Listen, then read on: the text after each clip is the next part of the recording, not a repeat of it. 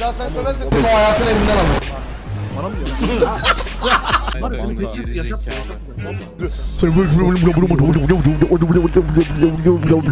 lan?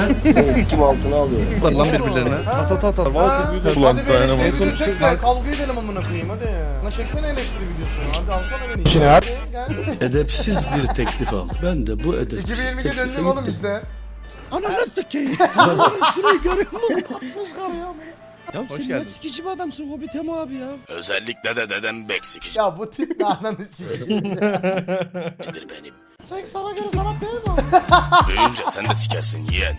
Beyler Niyazi'yi bana bırakın. Halledeceğim Niyazi'yi. O Niyazi sana şöyle bir çakacak. Yat abim hadi. Aslanım Aa, yatmaz lan. Canavar amına koyayım canavar amına koyayım canavar. Ay maşallah.